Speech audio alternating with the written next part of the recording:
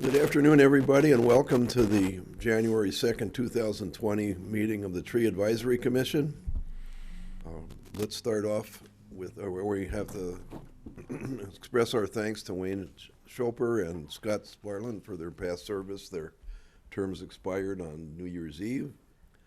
And I'd like to welcome Greg Dearson and Ellen Van Cura as commissioners select.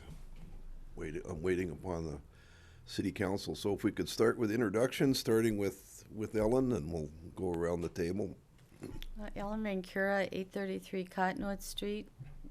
Lived in New Ulm my whole life except for 12 years. I love to volunteer for the Park and Rec Commission and saving trees. So I think that's maybe why I was asked to be on the commission, and I'm very happy to be asked. And I'm Tom Schmitz, the Park and Recreation Director and advisory member of the Tree Advisory Commission. Tony Guggesberg, advisor. Arlen Body, Commissioner. Tom Romaine, Commissioner. Lisa Langer, 1300 Oak Street, Commissioner. Greg Dearson, 114 Bianchi Drive, and I've lived in New Ulm for 9 years now. 4 as a student, and now 9 as a professor at Martin Luther. Derek Nelson, New Ulm Public Utilities. Steve Kaler, City Engineer. Thank you. We have, moving on to our approval of the agenda, we need to amend our agenda to add an item probably under new business for election of chair and vice chair for 2020. Okay. So then I would entertain a motion to approve the agenda as amended. I'd second that. All in favor signify by saying aye. Aye. Opposed, same sign. Okay, moving on to the approval of the September 5th tree minutes. Is there a motion for approval as those have been distributed? I'll make a motion. I'll Okay. second. Motion's been made and seconded. All in favor signify by saying aye. Aye. Aye. Opposed, same sign. Motion carries. Moving on to old business, 2019 and 2020 city reimbursement programs and budget update. Mr. Keeler. Mr. Vice Chair, I'll gladly update you on the spreadsheet. Did you want to do elections first, or it's entirely up to you? Do we need to do that for parliamentary reasons? Or? Maybe the city engineer has more experience with this And question. the experience that I have with commissions, it's generally the first item of business. Okay. All right then. Well, let's back up to somewhere in item 3, and I would accept nominations for chair. I'd make a motion to appoint Tom Romaine as chair for 2020. Is there a second? Yes, I'll second that. Okay. Are there any other nominations? Are there any other nominations? Hearing none, I would accept is there a motion for a unanimous ballot? Yes. I'll second that. Okay. All in favor signify by saying aye. Aye. Opposed, same sign. Okay. I'm the chair for 2020, and then I would like to open up nominations for a vice chair. I'll nominate Lisa. I'll second that. Are there any other nominations? Any other nominations? Any other nominations? Hearing none, I'd like to make a motion for a unanimous ballot to appoint Lisa as the vice chair for 2020. I'll second that. All in favor signify by saying aye. Aye. Opposed, same sign. Motion carries. Okay, so moving back to old business, we can hear from Mr. Kohler on the city tree reimbursements. Thank you, Mr. Chair. You've got a spreadsheet in your packet that shows the front side, or the first sheet, as the tree and reimbursement program. Can you press You that? see that there's a total of 20 that were planted in 2019. Total cost of $42.73, total reimbursement of 2045. Oh, Just below that is your budget summary. okay. Basically, at the very bottom, there's a 2019 budget amount of 6,000. There's some various expenses on the back sheet of this. The only thing that's missing, and we can't seem to locate it this time, is the home show rental. So Tom's going to try and find that, Mr. Schmitz, and we'll take that off. But as you can see on the very bottom line in green, you have an outstanding unused balance amount of 2738.62. So that's at the end of 2019, and we need to take out the home show. I don't know what that runs. $300, $300 Okay. even. So that would leave us with $2,438.62 this time. So my suggestion or recommendation to the commission would be, as in past, I think you have voted to request a carryover of this amount. You may recall last year, I think there was about $2,000 that was requested and it was not granted. So my recommendation would be to do the requested carryover and attach some type of program or funding that you'd like to use that for. It'd be quite simple to just assign it to the EAB tree planting process. I think that would be most appropriate, but that's up to you. So that would be my suggestion. We do that in February, and I think your next meeting is in March. That's why I bring it up, if you want to do that. And then moving on to the budget for 2020, you've got the budget request, and that technically was approved or adopted by the city council in the last meeting in December. So you have an additional 7,000 for 2020, or you have 7,000, and if they carry that amount over, you'll have an additional 2,400. So that's it for the report. Thank you. Do we need to have a motion on the directing the carryover balance to be assigned to the Emerald Ash Borer budget? You know, I remember that we were gonna do the buckthorn, and I think we were thinking that was gonna happen this fall, the program that you had arranged. Does that change our thinking? Maybe it doesn't, because if we still have 7,000, maybe it doesn't matter. But remember, we were gonna try to get that, and then he didn't have time this year. Okay, well, You have, Excuse me, excuse me, Mr. Chair, you have 1,000 in contractual services scheduled for 2020, if that's the amount you want for that. Or it's a great idea if you want to divide it up. It's up to you. What was that cost, Tom, I think it was about 900, wasn't it, Tom? I can't remember. to hire them for the day? pardon me? To hire that group for the day to help Was Ellen? right around $1,000. Okay, so that maybe that And I- contracted amount, We were hoping, can I say something? Yes. We were hoping to get 2 days, didn't they? Okay, well, we're gonna discuss our EAB budget a little bit further on, and then that looks pretty Okay, yeah. optimistic. If we take the $2,000 and put it in an Emerald Ash Borer budget, excuse me, where we earmark it for buckthorn, I can go either way with that. So if somebody wants to make a motion, we'll direct to where it should go. I guess I just don't understand how much leeway there is between the funds that are set aside. If you know, it says diseased and boulevard tree program 4,200. So if none of that money can be used for the buckthorn, you know, I don't know how much it has to stay within the categories that we have. Mr. Chair, I think you have some leeway there. It doesn't have to be exact. I Okay. mean, We're going to do. you wouldn't want to flip-flop it. You wouldn't want to use 4,000 on EAB and vice versa, but I think you have some discretion. Okay.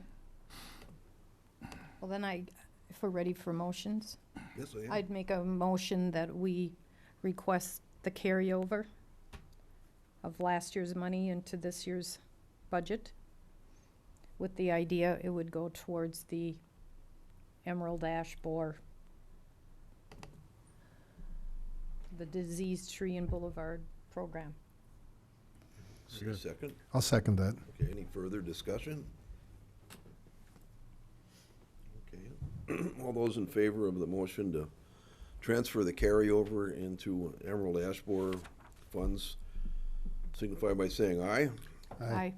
Opposed, same sign. Motion carries. I gotta find my way back to the agenda here.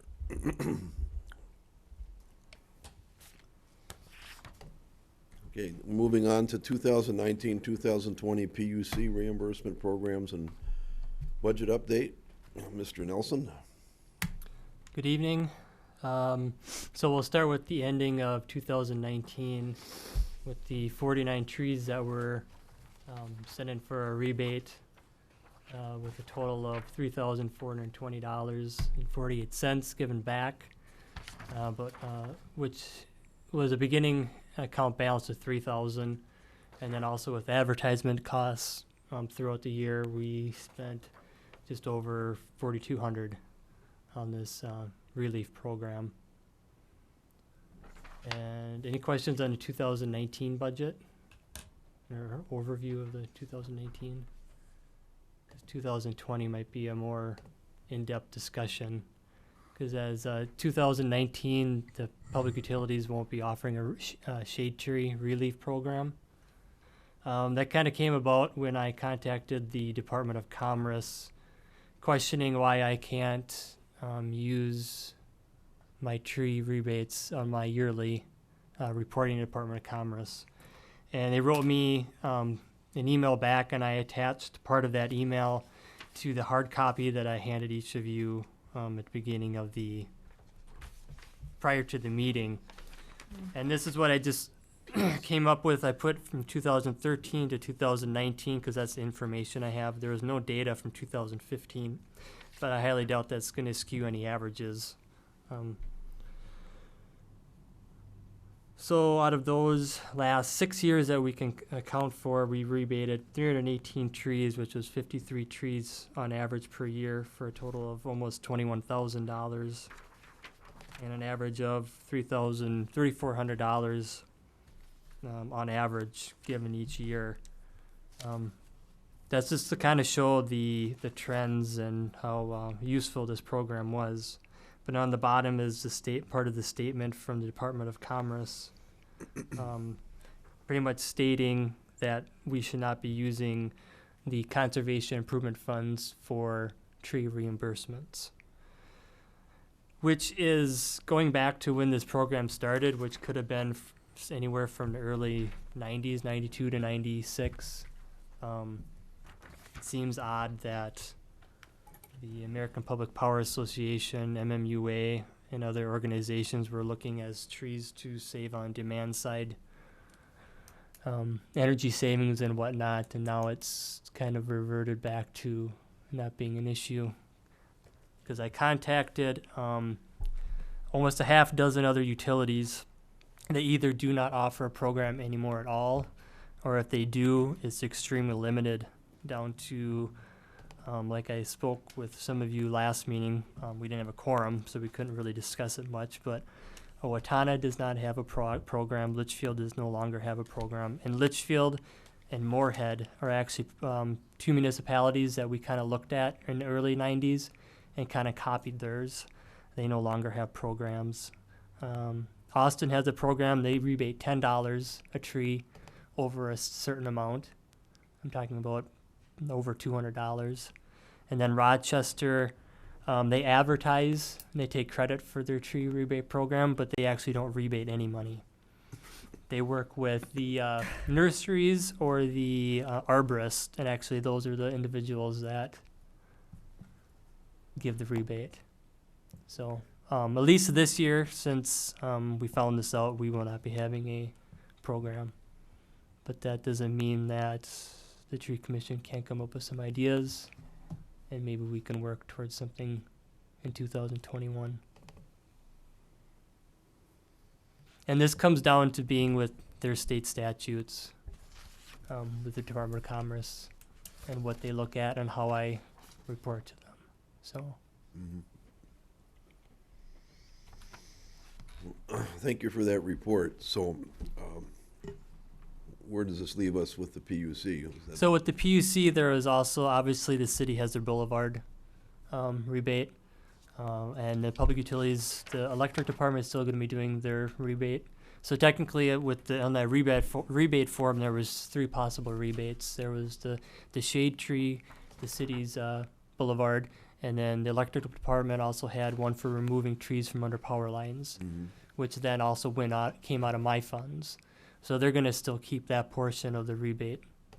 So there's still 2 rebates that are possible. Okay, well, thank you. Yep. Any questions from my fellow commissioners?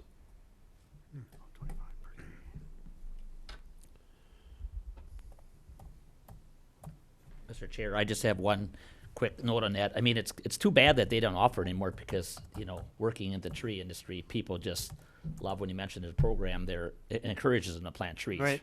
And, you know, the benefits of having a shade tree in your yard for all of us who know if air conditioners and don't have air conditioners realize what a tree benefits. So I'm just surprised that they didn't find it as an energy savings. It is, I mean, obviously, just from the short comment that she made, I mean, you can't argue that trees have more than one benefit, especially being energy conservation.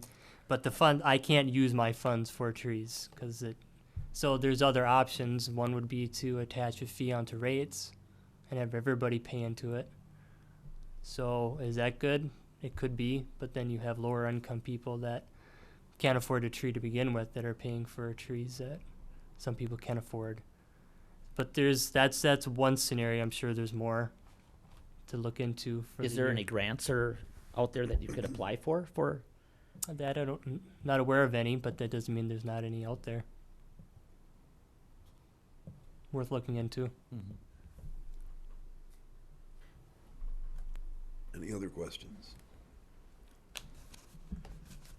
I think we're going to find that we have a substantial amount of money when we start talking about the Emerald Ash Borer project to help people plant trees. So it may be a wash. I mean, looking at the language that you got from the Commerce Department, they're looking at an energy saving achieved in the first year, and it's really hard to justify that energy saving in the first year with a relatively small tree. And I think from what I was told in the past, there was a time where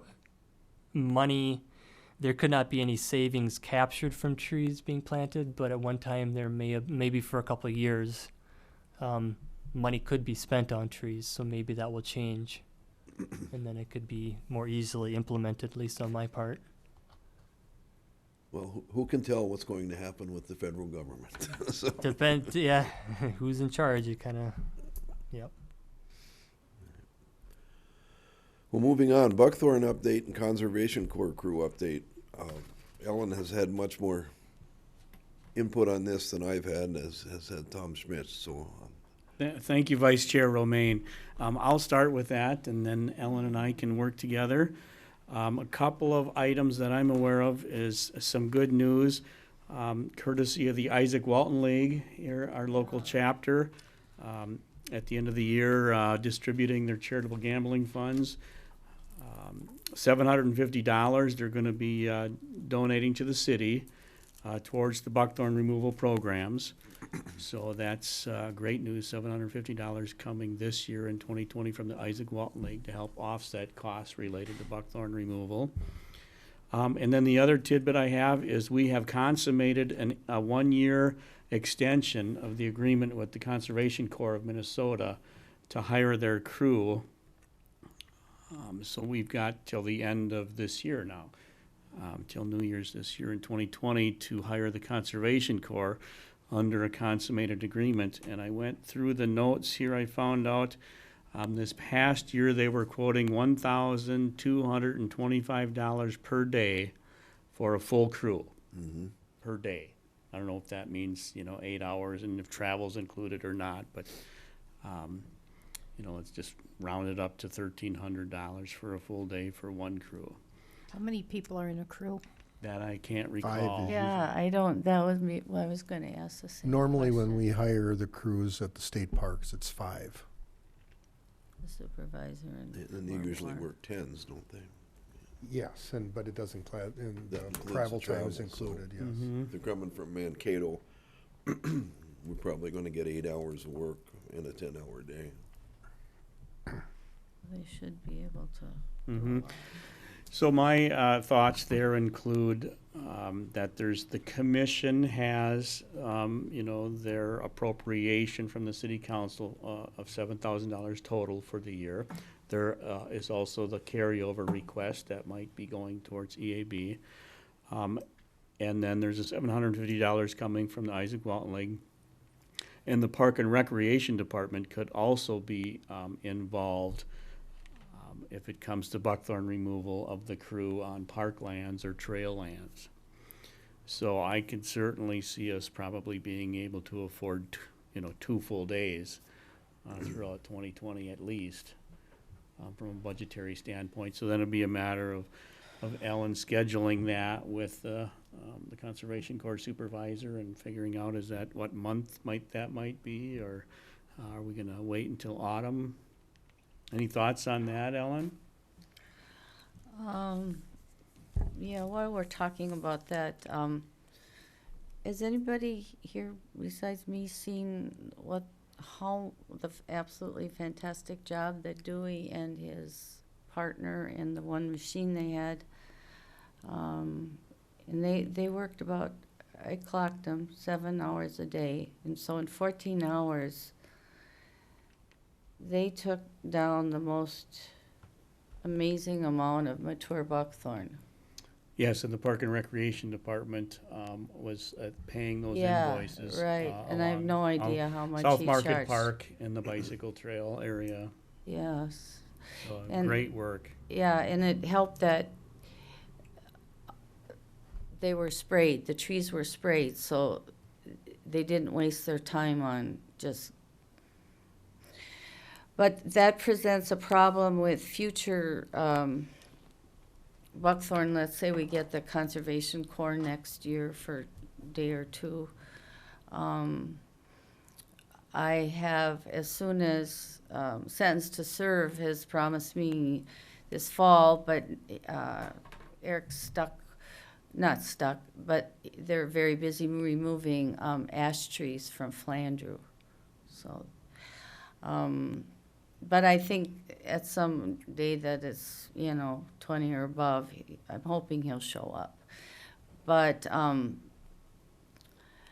it's going to be difficult we can keep cutting down, but there is so much down that Dewey got done in those 14 hours that I think that any money we get for buckthorn should involve removing that. And I think when it's frozen, the ground is frozen. In South Market Park there along the trail. Not South Market Park, below, yeah, Yes. right. Mhm. But it's also, some of it's owned by, and I have permission from all the 3 property owners that are, their property is landlocked now since the assisted living was built. That's the story. I said, and I took one of the owners down to show it to him. But there is such a massive amount, and I think we just can't we're choked with downed buckthorn, and I think that should be removed first. Brenda and I or Jordy and I can go in and or saw the small stuff, but really, the Conservation Corps is going to be hard pressed to work, because we're just, So I think getting rid of what's down, and the amount down is massive. I have 2 new cans of spray, and so I'm going to, when it's ever up 32, I'm going to spray with orange paint. And that's why they were so effective, because all the big trees were marked. And I want to mark all the rest, so no matter who comes, they'll know, what to get to work on. So Excellent. I'm hoping that this winter, a lot of the ground was torn up, unfortunately. But I guess Dewey must not own one of those machines with, what are they, bulldozer type? I don't know. I don't know anything about machines, but if we could get that all taken out by March, it would be wonderful. Yeah, well, And I we're don't. working on that in South Market Park. Yeah. Yeah, but South Market Park, that's all out of there. It's all the bike trail. Yeah, the trail, I mean, Yeah, southern portion of the trail. yeah, Yeah, yeah. it's great. So, I was ready to give this report but there was not a quorum 2 months ago.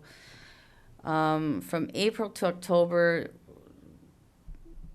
Jordy, I, and Brenda Longworth put in 323 hours of volunteer time.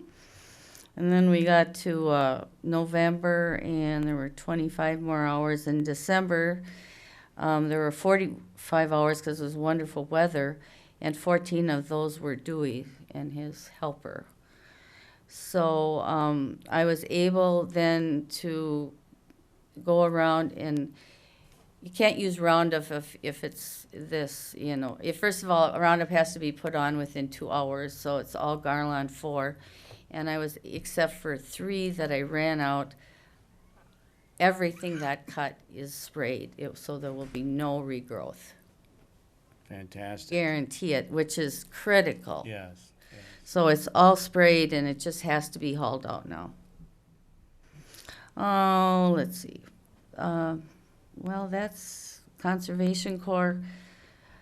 I don't know what you pay Dewey for 14 hours, but my concern is, and there was just two people and a machine. I don't know how the Conservation Corps works and how much they can pull out in 20 hours. But I hope it's at least as much as Dewey did. Yeah, I think 2020 will be a great year to determine that and work with those different providers. Maybe it bears out that one provider is much more efficient or effective or cost effective. It'd be interesting if we get them, and I would say the sooner the better. Conservation Corps, as long as we get all that down stuff out, they can come as soon as that's out. Anytime, as far as I'm concerned. Sounds great. I guess that's about it.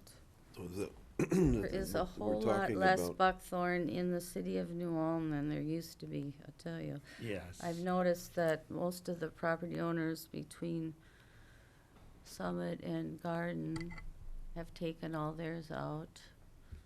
No more visible going up 10th Street Hill. There's still some around the country club that we have to keep working on, and Well, I Made did, I great did strides. donate, I owned a shrub brush cutter.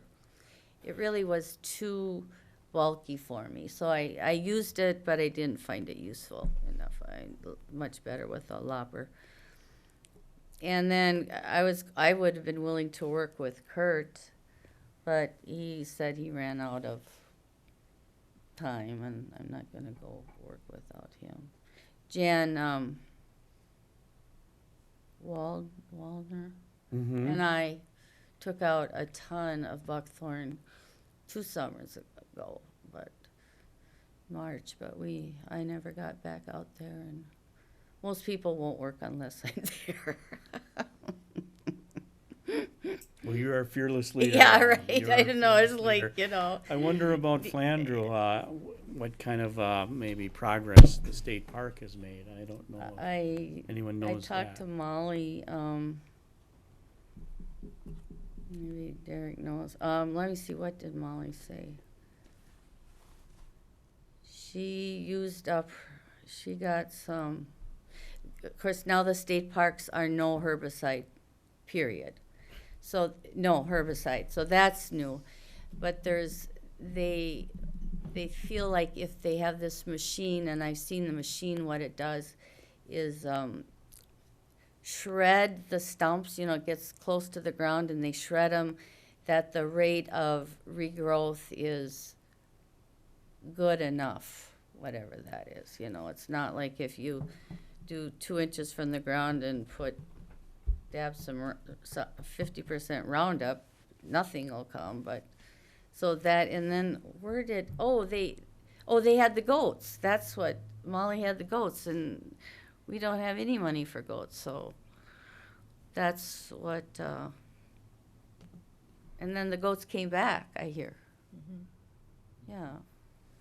So I think the surrounding area is, I think people are really, and then one of the most amazing things is that when it was discovered to be the only winter host for soybean aphid, which is no farmer, but that's supposed to be the worst insect. And so when I drive to Sleepy Eye, I see all these beautiful windbreaks at the farm sites, buckthorn free. So I think general awareness and invasives are kind of, oh yeah, and then then last year we discovered garlic mustard, and in the spring we put in 35 hours. I don't want to, and I found some more, and Park and Rec came down and helped me spray the first year plants. So we're taking garlic mustard out too, not just buckthorn. Yep. You don't want, because then then there's nothing. Then you get, if you take all the buckthorn out, then you just have garlic mustard. Horrid stuff. Molly hates it more than buckthorn. I don't know how she can do that, but I'm getting to it's about 50-50 now. So, good. 2 comments. The sense of the discussion here has been that that the buckthorn work that we're anticipating to do with these crews is largely on city trails and city parks. Is that correct? To me, yeah, it's So, all on the bike given trail. that, could Tom and Ellen work together with the crews to get the work done that's needed with the funds that we've got allocated? Yes, Okay. yes. The second question I have, do you know, Jordy had talked about that university study that addresses what happens after you remove stuff. Have those plots been set up on? No, and, I keep up on the literature pretty much, try to. I just say, yes, this is a good idea, and I helped him find a plot where we had, because once you get the primary trees down, then buckthorn removal basically boils down to weeding the forest floor, hands and knees, pulling if it's wet enough, and hanging them, because you lay them down, they'll re-root again, so we hang out to dry, and, lopping and dabbing. But there was an area that Brenda spent a lot of time on that's pretty clean, and it had the grant that Jordy's fellow professor over there laid out was it can have, the buckthorn has to be recently removed. In other words, probably still have the seed bank in it. And but I think that I only know about medical studies. You have to have a certain, I don't know statistics. You have to have a certain sample size, or I don't know what forest research is. So, but I can't even. I don't know. It doesn't seem like a very big plot. But you know, I was watching the news one night and it was like local, or no, it was like a Saturday morning Care 11 program, and they were featuring the exact same thing that Jordy was talking about. Okay, okay. And they went through it, and I think though throughout the state though, they're encouraging lots of people to do this. To do that. Well, this is going to be interesting. I'm really anxious. Yeah, That's I saw that, my exciting. ears perked up, but they Yeah. were talking about the same thing and about how people are being encouraged to To do try these that, plots. try to So find- maybe it's not very big, but maybe if it occurs in a lot of places, you're getting that Getting some, number. right, sampling. yeah, pooling the data. Yep. So it'll be fun to watch them, you know, and we cleaned it out for them and found a flat spot. So we did a huge amount of work for them to prep a site, so to speak. Thank you. You're welcome. All right. Any other questions about? Moving on to the utility billing informational insert item. That's back to you, Derek. So, We're back. As the last 2 years, it's April and August is the Tree Advisory Commission's months for the billing stuffer. And was this PDF on here that was made by Matson Inc.? mhm. You helped get a lot of that information to them, and they designed that. And that was the most recent billing stuffer. And that should have refreshed my memory. I think it was under $100. It might have been $60 or $40 to have her do this design. Yeah, And then of course there's the printing, but that's printing was the biggest part Right. of that cost. right. And, if we go with a simpler insert, are we February, March, and then July, August? Is that our rotation on the, Well, it's just April and August okay, are April? the only 2 months. Sometimes there's some free months. I haven't been emailed. Let's see, would have been like 4 months ago. I wrote to the finance department asking what the schedule is for 2020. They had a partial schedule and they still haven't gotten me the 2020 schedule yet. So it's probably the same as every other year. I'm sure nobody's changed, but there's usually a few months that are open. Okay. Unfortunately, one's always January. And the other is usually a summer month. That doesn't mean if there's a month that the Tree Advisory Commission wants, doesn't mean we couldn't ask to have that changed depending on what we want to advertise. So are we looking again at April and August? Yes. Okay. So when there was some discussion at our last informational meeting about what would be a good subject for April. And there are no minutes of that meeting, of course, but You know, I think we really need to push the Emerald Ash Borer get the word out, because I don't think there's been, I mean, you had the article in the Journal, but there hasn't been a lot of other information. So I think we need to just push that pretty hard. so we need to look at a Emerald Ash Borer That's what I subject for would April. suggest. Okay.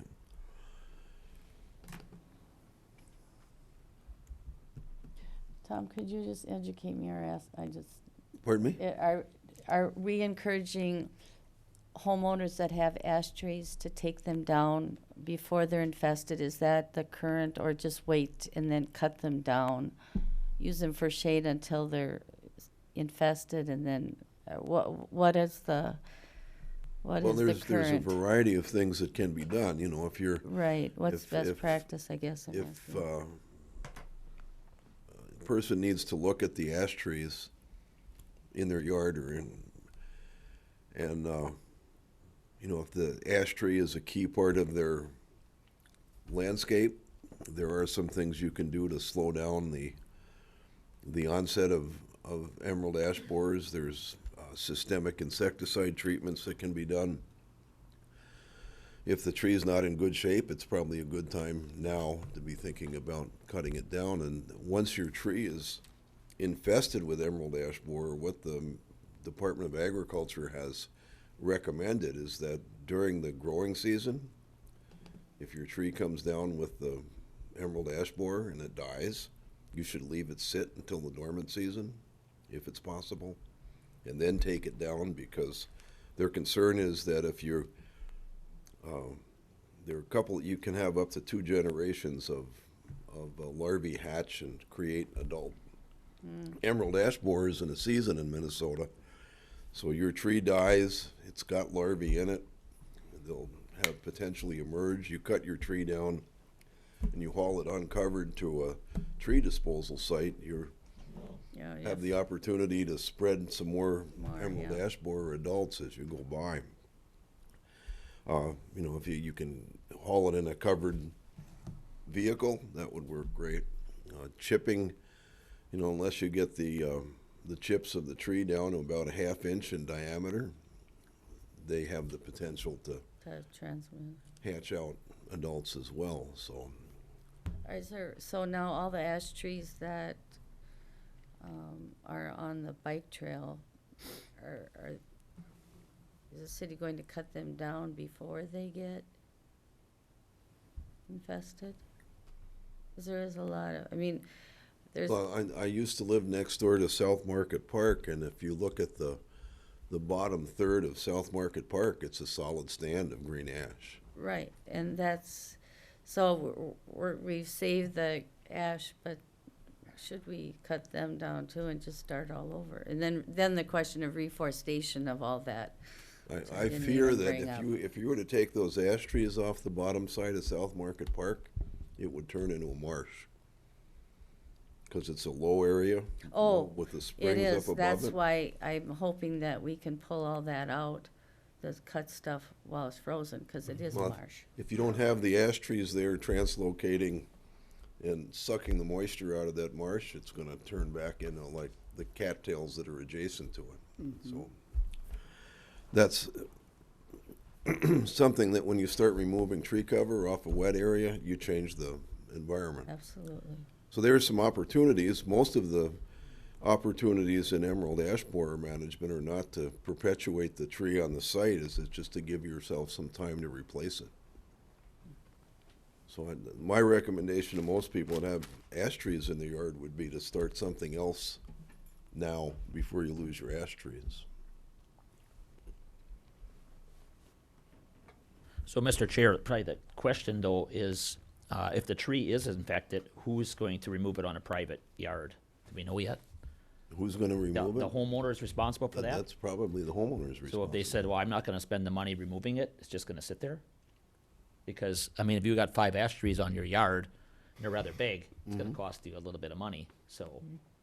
Well, mean, I don't the know if there's same a issue fund. that we faced with Dutch elm disease more than 20 years ago now, 30, 40 years ago. Yeah.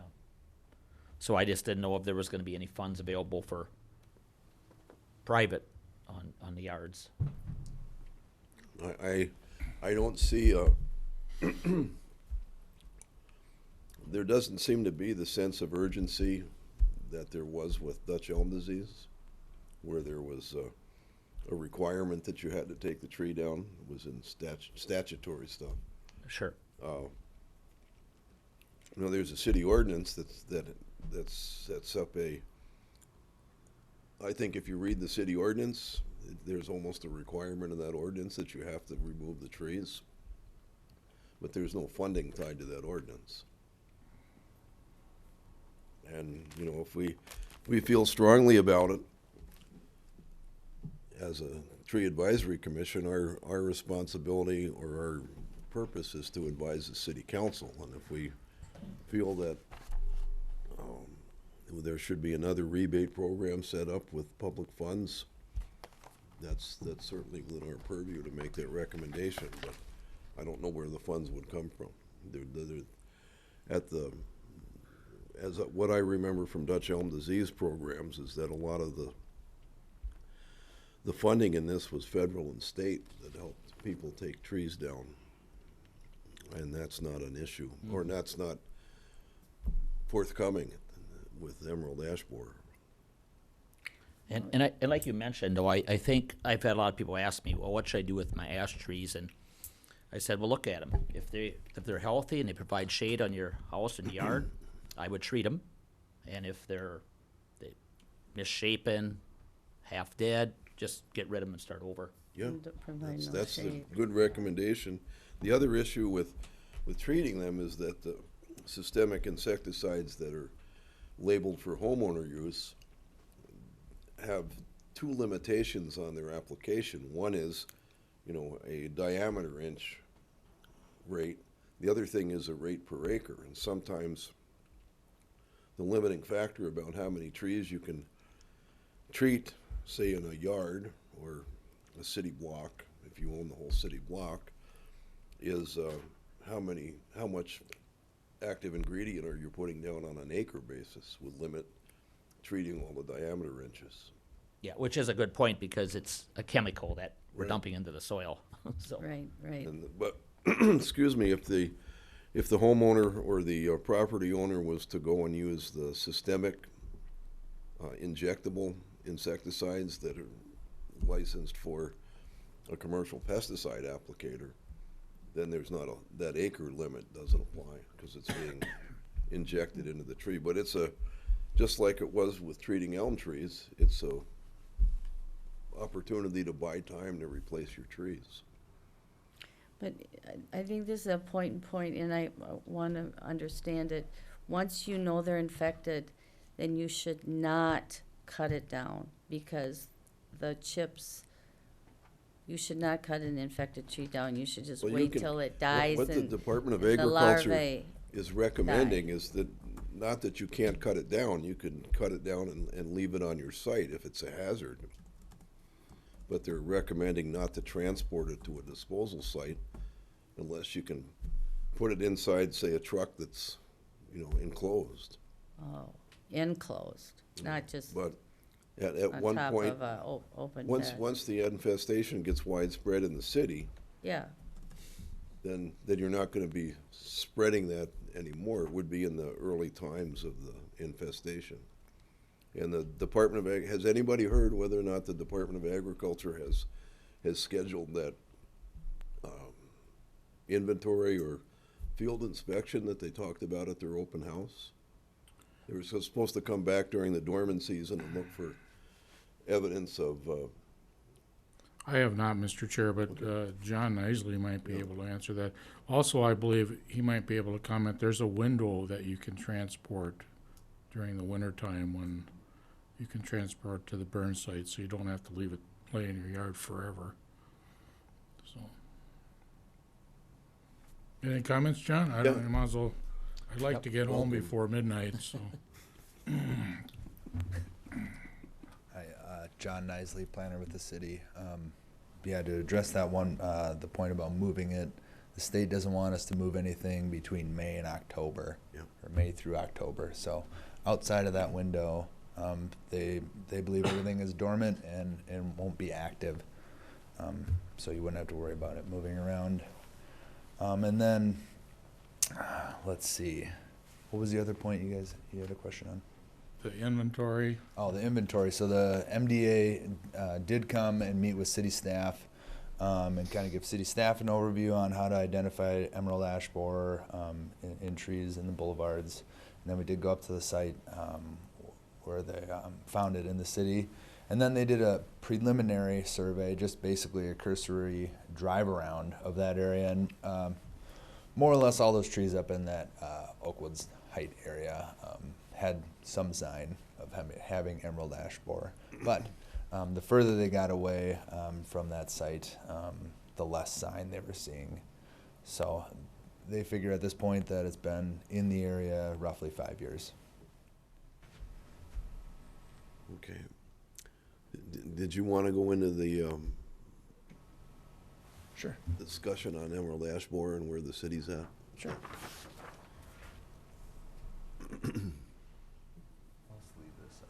And I do have a few of these to pass around. And sorry I didn't bring enough for everybody.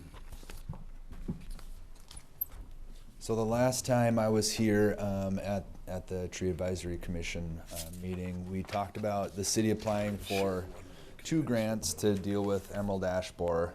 one grant application was for $100,000, and that was entirely planned to be used for removal of ash trees in the city. And the other grant we had applied for was $30,000, and that was specifically for replanting all those trees that were going to be removed.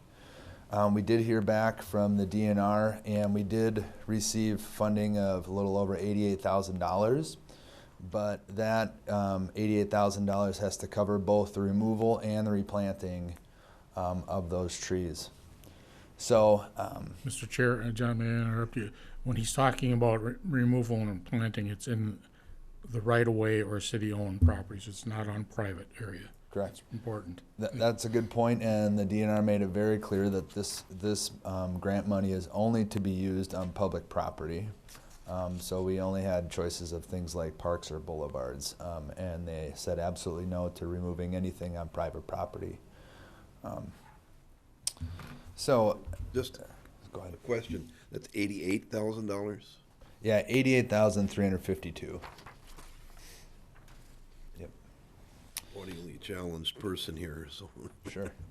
sure, and that's a 3-year grant period. It's going to start here in the winter here in 2020. And with that amount of money, we've talked to both private tree removal contractors and private companies that, nursery people that plant trees, and came up with a rough budget, but I'd call it fairly accurate budget, of how that money can be spent and how many trees we're going to be able to remove and replant. And it looks like at this point, depending on the diameter of the trees being removed, we're going to be able to remove anywhere from 90 to 110 trees only. Oops, excuse me. But each one of those will have to be replanted as well.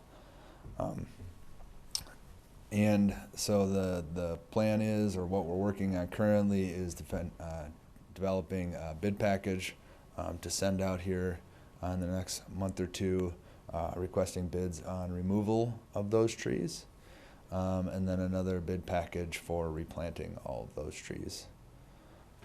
That doesn't all have to be done within 1 year. Again, it's over a 3-year time period. Now, this grant application and this plan wasn't just me sitting at my desk writing it. I worked together with the Park and Rec, the City Engineering Department, the Street Department, and then I had talked to the Tree Advisory Commission the last time they had met. And I have a map over here, and it's in front of some of you, and I hope you can hear me. The last time we had talked about removing trees based on their proximity to really busy streets or where they might cause a public safety concern, and then it started to bring up questions, are we favoring some areas instead of others? Why don't we go at this in a more scientific kind of way? So rather than that, we came up with the plan to start at where the emerald ash borer was first found in New Ulm, up on Oakwood Heights, and then work out in concentric rings until we meet that threshold of how many trees we think we'll be able to remove. So you can see there where that little green tree is on the map, that's in the general area of where we first found emerald ash borer in New Ulm. The yellow line signifies quarter-mile radius, and then we go out a half mile, 3/4 of a mile, and then 7/8 of a mile. And by the time we get to that 3/4 of a mile to 7/8 of a mile, we're already meeting the threshold of 90 to 110 trees, where all that money would be spent.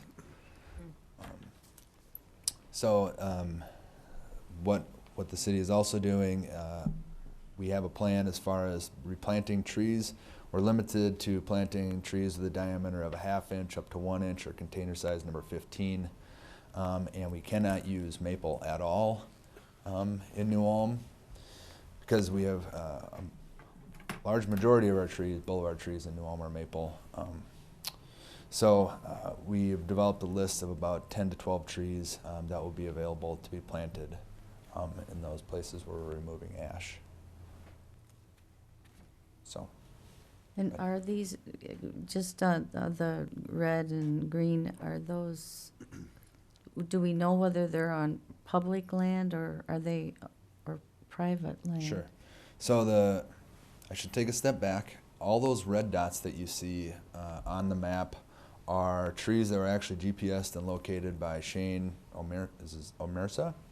And he, from what I was told, he he did a thorough survey of more or less the grid section of New Ulm, and all those red dots are identified as ash. The green dots that you see in that area of Oakwood Heights is not a part of the city that Shane surveyed. And so those green dots are ash in the boulevard that city staff went out and identified. So. I've got a couple of thoughts. Thank you, Mr. Nisley and Vice Chair Romaine and others. So looking at this map, first of all, so much of the land, I would say to the left and lower left of this is not in city limits. Oakwood Heights itself is a subdivision outside the city limits. Oakwood Avenue is in city limits. So it looks like, we've got these circles, but a large portion of the circles are outside of city limits. So we're moving basically from Oakwood Avenue or from the epicenter, the green tree, to the New Ulm East towards the Minnesota River. Before we get very far in that, within the red circle, there are no trees identified as ash. Yes, there are on Lookout Lane. There are. There's a whole Lookout Lane is spattered with ash trees, Well, and that's in city limits. Okay. Is this grant, confined to city limits? I know it's Yes. confined to public property, but is it confined to city limits? The city of New Ulm was granted this money, Okay. and it's to be used within the municipal All city right. limits. Okay, all right. But not on private land. Nope. So from Shane's reds, we can't tell whether it's All of Shane's red dots are on their boulevard trees. If you that's remember how the public or private? inventory was constructed, is Shane's original intent was to do a 100% survey of all the yep. trees in the city, within the city limits, on public lands. And then it was voluntary for private landowners to provide some input to that. And as the inventory went, there were probably about 20 people who volunteered to do the inventory. And they did a really good job, but it was inadequate to do a 100% survey of the entire city. So part of the city was done 100%, which is where you see all those red dots, and including things like the cemeteries and the parks. But there was a portion of the city where the 100% survey was not done, and there was just a survey based on sampling. So those are areas in the city where the green dots showed up, is where the city Right, staff went out right, right. to look And at that. Yeah. Mhm. Now, there are, and I've got the figures in here somewhere, but there are probably somewhere several thousand ash trees in the city limits on public lands. And this $88,000 is going to put a very small dent in that. 100 trees. Yes. Well, it's just the cost of doing business. Right, And right, it's going right. to be a cost of doing business for the city. Right. I would like to add that inside the red circle and the yellow circle, there are, I presume, a number of ash trees that haven't been identified yet. Is that true, Mr. Nisley? No, so So there aren't any on Highland Avenue, North or South Highland? right, our tree inspector for the city Was went able out- to do that? was able to go and look at all those sites and The didn't right of identify. ways. Yep. There's very few trees in the North Highland Avenue, or in the South Highland. Did you say what? Yeah, well, both North and South Highland within the yellow. South is so narrow. Or blue, There's- yeah, okay. I think I know of some that were missed in the yellow group, and that would be those in Highland Park. Right, so that's a good point. These are only showing boulevard trees. They're not showing anything in the parks. Okay, all right, yeah, because we've got, So John, with the grant money, you would start in the red circle, eliminate those first trees, and then start planting there, and then move out? That would be the idea. Okay. Yep. Each tree is identified and has a DBH, diameter breast height. So that will be part of the the bidding package. So all the contractors will be able to see that ahead of time. I would imagine there'd be some folks being on the edge, and, I mean, living on the edge and realizing their neighbors had their tree removed and replaced, but they won't. And there's a lot of people in this upper right quadrant that aren't going to benefit. Is that fair to say? Yeah, yeah. I mean, this has part of Flandreau State Park in it and part of county land to the south. So. But the grant uses on city property. Yep. Yeah, There's a lot of people in this area that will still have ash trees that won't be taken care of with this grant. because they're on private, right. But the boulevard trees, then they'll be out of luck, so to speak, if they lose their boulevard tree and you live in the right part of this map, the upper right, correct? Because you're gonna run out of money by the time you get to most of these red dots. With regard to this grant, I would say Yeah. that's correct. But Right. Yep. as So, I think the chair has suggested, this is going to be an ongoing right. funding scenario that is going to be quite expensive. Yeah, according to Shane's survey, there's roughly 2,400 ash trees in the boulevards in New Ulm. Right. In the city, a homeowner can replace their tree.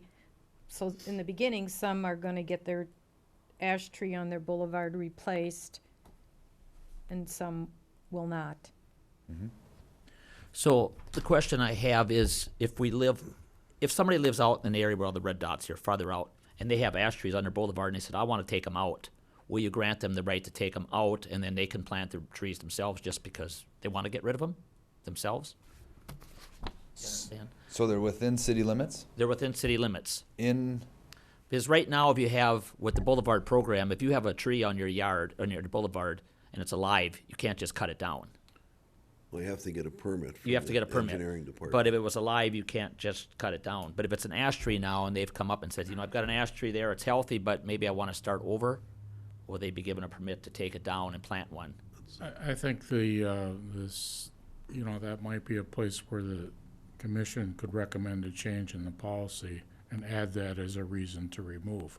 I mean, I would certainly want to grant a permit to remove an ash tree, but like you said, technically, if it's a healthy tree, that's not a reason to remove one right now. So we might want to revisit that policy or the ordinance. It's a policy within the ordinance, and make that recommendation to the city council and get that changed. Is there language in the permitting ordinance that says you can't cut a healthy tree?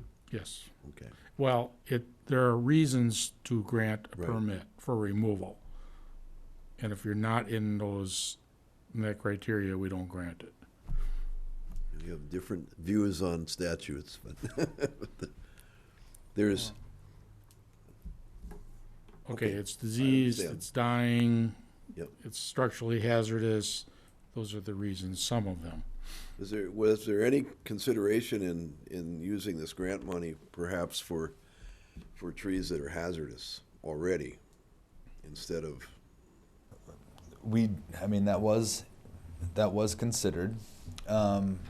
Now there is, might be hazardous to this person over here, but in another person's opinion, it might not be hazardous. So we had to take a step back and look at this and try not to pick favorites throughout the city. I mean, you could say every tree along Broadway is hazardous, but you could also say every tree along Garden Street is hazardous. So where do you draw the line? Anywhere anybody drives, anywhere where anybody walks, is potentially a place where a tree could fall. Part of the 100% survey was an assessment by the people who were doing the survey on defects in the trees. And that criteria could be used to establish, there's a point system in there, and trees start out with 4 points, or up to 4 points, and once you get over 4 points, it's pretty much a hazardous tree. So I guess we were also looking at it as, you know, we're working from where we first found it in the city, and knowing that it's going to affect every tree in the city at some point. Well, we Yeah. had to start somewhere, and that's where we started. Mr. Chair, I think it's, John, I think it's important to have the commission on board on this, so if they have some other ideas or a hybrid of this, as I recall of those structurally hazardous trees, there was maybe 30 of them. I remember seeing that number. So it's possible we could do Haven't gone both. through. You could do both methods, you know. Mm-hmm, mm-hmm.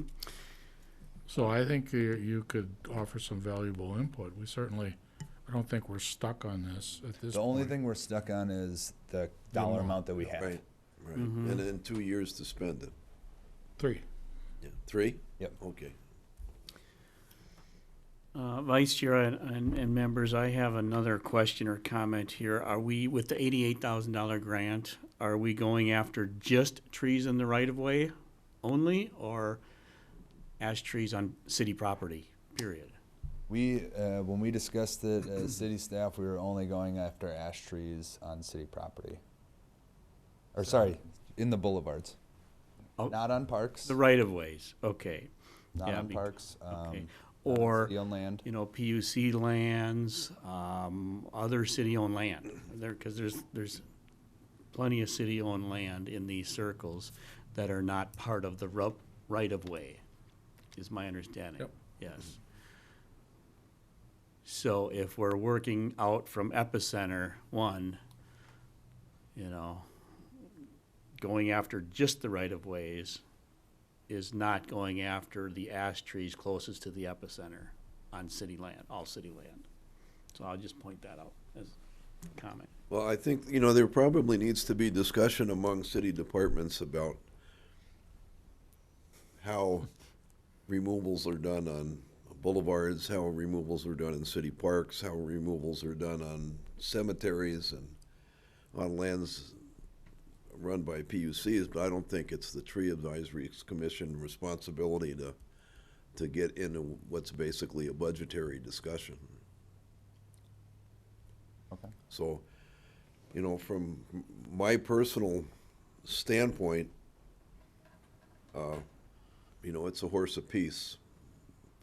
Whether we go out from the epicenter, it's not gonna have a lot of impact in stopping the spread of emerald ash borer, but you gotta start somewhere. There's a very limited amount of money to spend on removals and replacements, and this seems to me to be a relatively good start. Well, if I could get a hand with someone who's familiar with Shane's survey and would help me identify those trees that are the higher, you know, the highest hazardous tree rating that there was, we could include that and then work out from the epicenter. I would be willing to do that if there was somebody to help me with Excel spreadsheet, 'cause And I can do that. I'm terrible with Excel spreadsheet.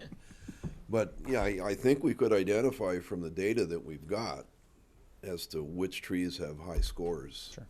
in defects, and then we could take a look at them, but, Okay. but it would probably swallow that entire amount of money. But if you establish a reasonable criteria, that makes sense. I mean, you can explain that, you know.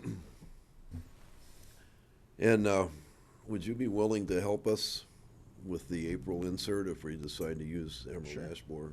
Because we need to explain not only the impacts of emerald ash borer, what people can do. I mean, that start was with that December 20th insert in the paper. But this could be a real issue for people when you say, well, you know, how come you're starting here and you're not working somewhere else? So, Right.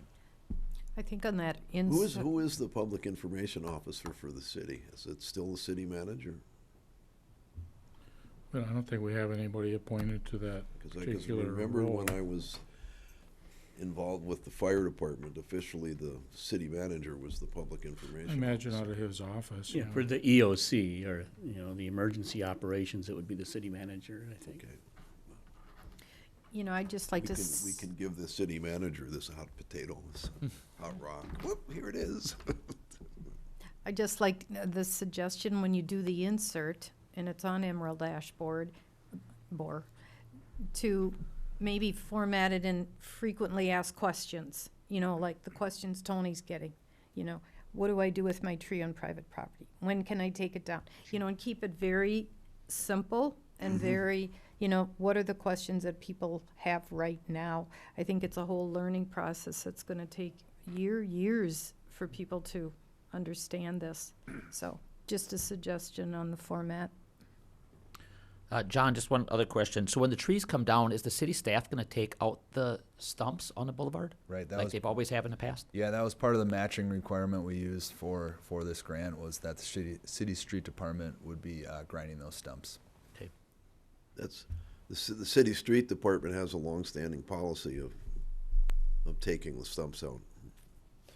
You just have to wait in line until Right. they get around to it, Yeah. so.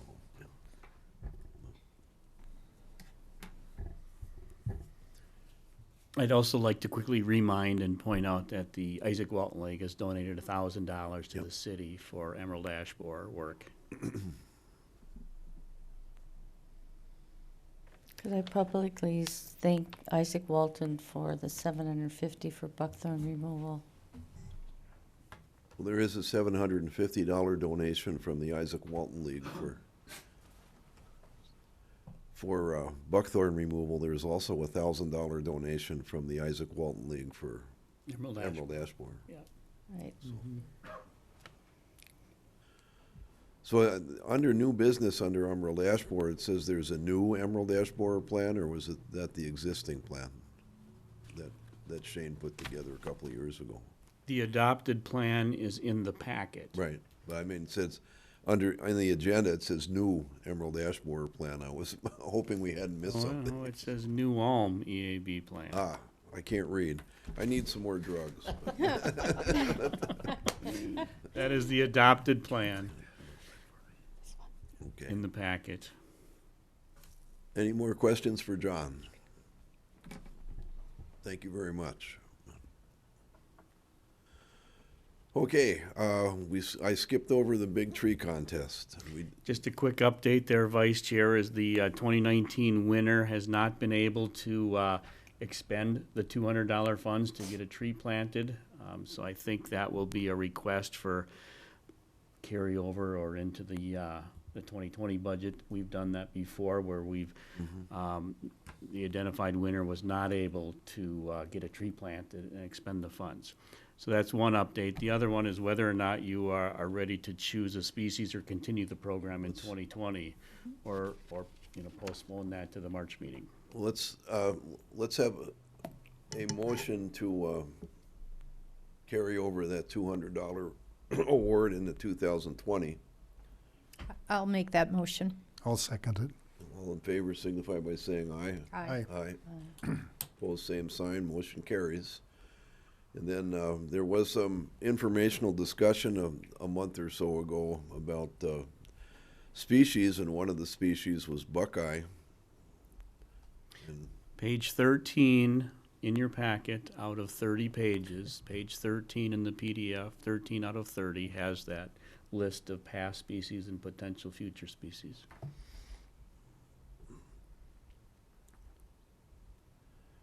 So it's up to the commission to decide whether to continue the program in 2020, and if so, what species. excuse me. We could really limit it if we went with Kentucky coffee tree, because there are probably, A, not a lot of them, and B, people aren't probably very familiar with them either. And then it would be a dead giveaway in the fall, but it's tougher to identify them in the spring. So what's your pleasure? There's a few buckeye around town. Yeah, the list that's provided there's pretty limited. Yes, it is. It is. I Or box elders. no. That'd be the most common. I will vote against box elder every year.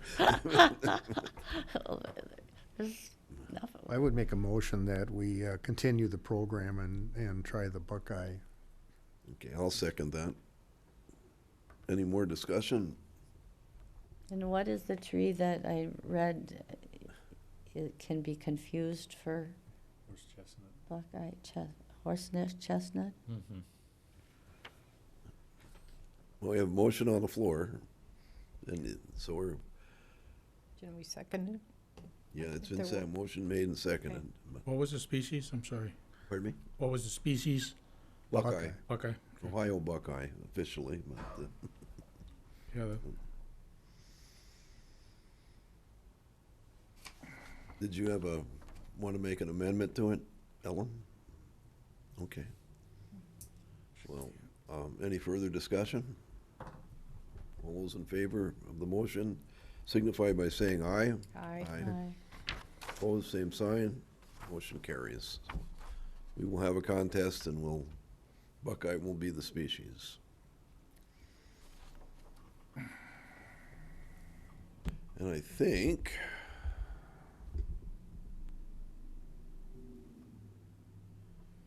are there any other items of new business anybody cares to bring up? Briefly, I just thought about the home show. Uh-huh. So we'll do the home show. I think that's been decided. But I- one thing that needs to happen before we do the home show is someone or some group needs to go through the materials we've been putting out, because I noticed last year many are outdated. I think we need to go through those and figure out what's a good resource and what's not.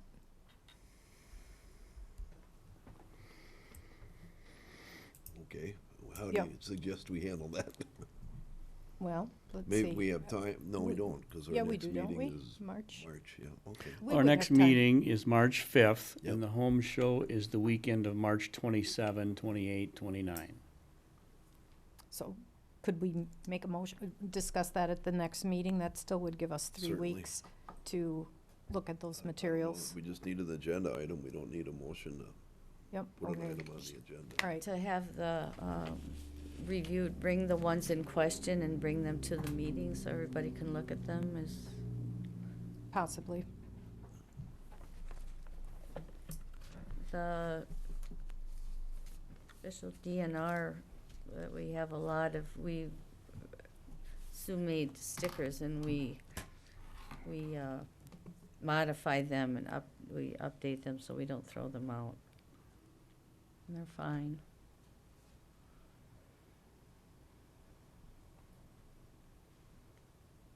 Okay, well, if we address that at our next meeting, will that be sufficient? But, It will.